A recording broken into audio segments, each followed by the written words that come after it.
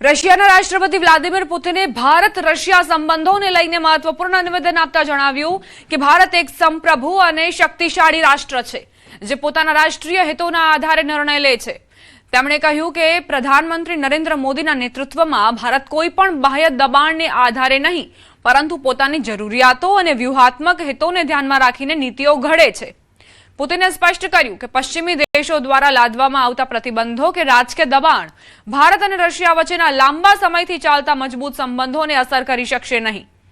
તેમણે ભારતને રશિયાનો વિશ્વસનીય અને મહત્વપૂર્ણ ભાગીદાર ગણાવતા કહ્યું કે બંને દેશો વચ્ચે રક્ષા, ઉર્જા, વેપાર, ટેકનોલોજી અને રોકાણ જેવા ક્ષેત્રોમાં સહયોગ સતત વિસ્તરી રહ્યો છે। Always acts as a sovereign country, and under the leadership of Prime Minister Modi, any potential threats of sanctions would boomerang immediately. And I know that for sure we've been in close talks with Prime Minister Modi for a long while. India is a sovereign country and it is free to choose those products that they consider to be up to date and most applicable for them. And અમદાવાદથી સમાચાર મોટેરા ગામમાં આજે ડિમોલેશનની કામગીરી આસારામ આશ્રમ નજીક ગેરકાયદે બાંધકામ તોડી પાડવામાં આવશે। અનિચ્છનીય બનાવ ન બને તે માટે પોલીસ બંદોબસ્ત તૈનાત કરાશે।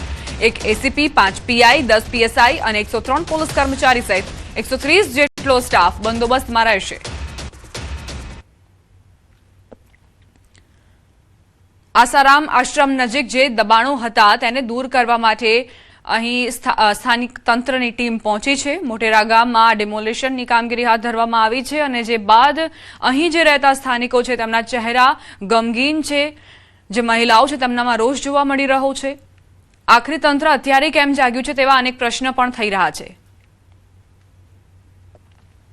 અમે કીધું કે અમને પ્લોટના બદલામાં પ્લોટ આપો, બાંધકામનો ખર્ચો આપો, પણ સરકાર એવું કહે છે અને અધિકારી એવું કહે છે કે તમને સ્લમ એરિયામાં જે મકાન હોય ને ફ્લેટ, એવા ફ્લેટ આપીશું જે રહેવા લાયક નથી।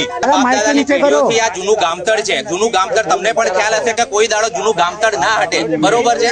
ઇન્દિરા આવાસ યોજના હેઠળ ખેત મજૂરો જે હતા એ બધાને આ પ્લોટ 50 વર્ષના કાયદેસરના પ્લોટ ફાળવવામાં આવ્યા હતા, બરોબર છે।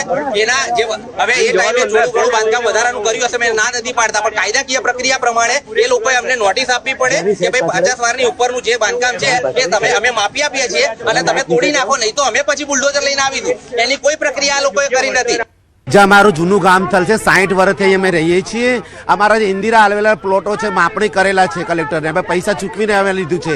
અમે હાઈકોર્ટમાં ગયા તો હાઈકોર્ટે ઓર્ડર કર્યો છે 15/5 રૂપિયાના લીગલી માલિક છે આ લોકો, અમને તમે ખસેડી નહીં શકો। મ્યુનિસિપલ કોર્પોરેશન 1.5 વર્ષથી દબંગગીરી દાદાગીરી છે, અમને પરેશાન કરે છે અને 6-8 મહિનાથી પાણીનું પાઇપ કાપીને અને લઈ ગયા અને અમે 1 કિલોમીટરથી પાણી ઉપાડી લાવીએ છીએ। અત્યારે ફૂલ ગરમી 44-45 ડિગ્રીની ગરમીમાં 1 કિલોમીટર પાણીથી ઉપાડી લાવીએ છીએ। भाई હું શું કહું, મને કશું ખબર નહીં પડતી। આખી જિંદગીની કમાણી દા ઉપર લાગી। અમે જે ઘરમાં પૈસા નાખ્યા, જે ઘર આપણે એટલી મહેનતથી બનાવ્યું, હવે એ ઘર આ લોકો જીસીબી લઈને ખાલી કાલ સાંજે જ પોલીસવાળા આવ્યા કે તમારું ઘર અમે કાલે તોડવા આવવાના છે। આ કયા જાતનો રૂલ્સ છે મને કશું ખબર નહીં પડતી। મારો છોકરો છે 6 વર્ષનો, હવે આવડી તાપમાં હું તેને ક્યાં લઈને ફરું। ટોટલ લગભગ 22 થી 37 જેટલા મકાનો છે કે જેમનું ડિમોલેશન કરવાનું છે।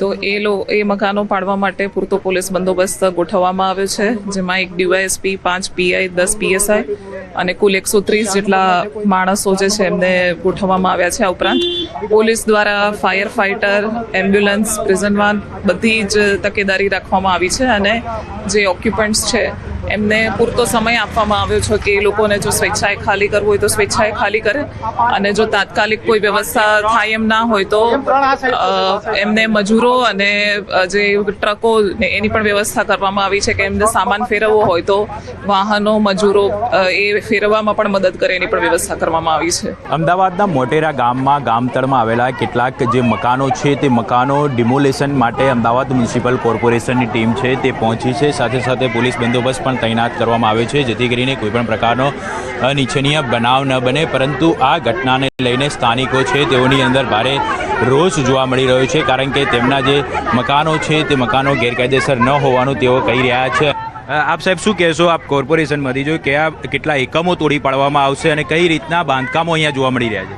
50 સ્ક્વેર મીટર કરતાં વધારે જે બાંધકામ છે એનું આજે અમલીકરણ હાથ પર લીધેલું છે નામદાર હાઈકોર્ટના જજમેન્ટ અનુસાર. અચ્છા, કયા પ્રકારના ગેરકાયદેસર બાંધકામો જોવા મળી રહ્યા છે? રેસિડેન્શિયલ પ્રકારનું છે, જે મૂળ સણદ ઉપરાંત જે વધારાનું બાંધકામ થયેલું છે એના પૂરતો જ અમલ છે આજે. સાહેબ, આ તમામ મકાનો તોડી પાડવામાં આવશે કે જે ગેરકાયદેસર વધારાનું બાંધકામ કર્યું છે તે તોડવામાં આવશે? ફક્ત વધારાનું જે બાંધકામ છે એટલા પૂરતો જ અમલ કરવામાં આવે છે. સ્થાનિક લોકોની રજૂઆત શું આપને મળી છે? એમનો વિરોધ છે, પણ જે કાયદાથી વિરુદ્ધ જે બાંધકામ કરેલું છે એનું અમલીકરણ આજે હાથ પર લીધેલું છે. સાહેબ, કોઈ વૈકલ્પિક વ્યવસ્થા કોઈને કરી આપી છે? તમામને ઓફર ખુલ્લી જ છે. તમામને આવાસ તૈયાર ના થાય ત્યાં સુધી દર મહિને ભાડું આપવાની યોજના બી છે. એની બી ચર્ચા વાટાઘાટો બધી જ કરી છે, પણ એમની અપેક્ષાઓ વધારે છે. પ્લસ જ્યાં સુધી મકાન તૈયાર ના થાય ત્યાં સુધી ટેમ્પરરી ધોરણે કોર્પોરેશને તૈયાર આવાસમાં ફાળવવા માટેની બી સંમતિ બતાવી છે, પણ છતાં એમને એ મંજૂર નથી. તો ખાસ કરીને આપ જોઈ શકો છો હાલમાં જે સ્થાનિકો છે તેઓનો વિરોધ અહીં સ્પષ્ટપણે જોવા મળી રહ્યો છે. અને મહત્ત્વની બાબત તો એ છે કે હવે કોર્પોરેશનની ટીમ અને પોલીસની ટીમ પણ અહીં આવી પહોંચી છે અને તેઓનું કહેવું છે કે તેઓને ઘણા સમય પહેલાં નોટિસ મળી હતી, પરંતુ ગઈકાલે સાંજે પોલીસની ટીમ આવી હતી અને તેઓને તેમના મકાનો છે ગેરકાયદેસર જે બાંધકામો છે તે તોડી પાડવા માટેની જાણ કરવામાં આવી હતી. હવે આ તમામ જે સ્થાનિકો છે તે પોતે ન્યાયની માંગણી કરી રહ્યા છે. કેમેરામેન હિરેન શાહ સાથે ઋત્વિજ સોની, ન્યૂઝ 18 ગુજરાતી, અમદાવાદ. અમારું આખું ઘર પડી જાય સાહેબ, અમે છોકરા વેરા લઈને ક્યાં જઈએ? એમને એને સમજાવો. એટલે જે કમિશનર છે, જે બી એસપી ડીએસપી જે બી છે, એમને તો ખબર પડવી જોઈએ ને સર. એ તો એવું કરી શકે ને, એ તો કહી શકે ને કે એમને માફી ના આપી દો. અને ગવર્મેન્ટ નો કાયદો બી એ જ છે કે તમે પહેલા એમને માફી ના આપો, એ જાતિ ખાલી ના કરે પછી તમે તોડવા. સર અમે રાતે કહીને ગયા છે, આ લોકો રાતે કહીને ગયા છે કે અમે સવારમાં તોડવા આવીશું. સર નોટિસ વોટિસ તો જોઈએ